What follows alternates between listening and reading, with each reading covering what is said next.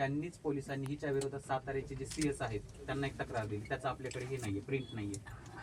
तर मागून घ्या. हो, ती फोनमध्ये आहे, प्रिंट आउट नाहीये सर अवेलेबल. अच्छा. हां, तर ती तक्रार तिच्या विरोधात केली आणि त्याच्यात असं सांगितलं की तीच उलट काम करत नाही, रिपोर्ट देत नाही, असं तसं, की आरोपी जेव्हा फिट असतील तेव्हाच ती फिटनेस देईल असं नियमानुसार आहे. पण आरोपी फिट नसताना त्याचा BP वाढलेला असेल किंवा एकदम कमी झाला असेल, ज्याला ॲडमिशनची गरज आहे, हॉस्पिटलमध्ये ट्रीटमेंटची गरज आहे, अशा पण लोकांना ते आणि तुमच्यावर उद्या चौकशी बसते असं सांगितलं. त्यावर तिथले जे MS आहेत धुमाळ सर, त्यांची पण साईन आहे.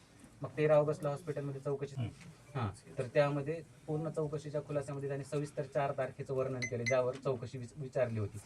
तर त्यामध्ये तिने सरळ सरळ सांगितलं की मला पोलिसांचा कसा त्रास आहे, मी पण त्याचंही तिला उत्तर मिळालेलं नाही RTIच्या माहिती अंतर्गत.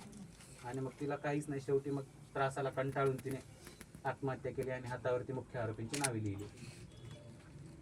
मग त्यामध्ये आमचा असं संशय रिपोर्ट आलाय, त्यामध्ये फक्त कॉज ऑफ डेथमध्ये ॲस्पेक्ट ड्यू टू हँगिंग एवढंच मेन्शन आहे. टाइम सिन्स डेथ वगैरे असं काही कुठल्याच गोष्टी मेन्शन नाही आहे. तशी क्वेरी आम्ही मांडली आहे, त्याचा नवीन रिपोर्ट तुम्हाला मिळेल असं कळवलं. शोकिंग किती मिनिटं आहे त्याच्यावरती होईल.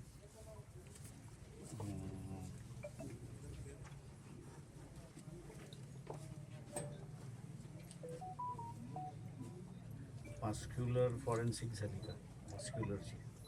त्यांनी मी तिथे नव्हतो, त्यांचे आम्हाला त्याचा ऑटोप्सी रिपोर्ट फक्त म्हणजे तेवढंच फक्त आम्ही तिथे गेलो होतो तेव्हा दाखवला, तर दिला वगैरे नाहीये त्यांनी. नाही असं असतं की 2 गोष्टी आहेत. हँगिंग नीट आहे, मला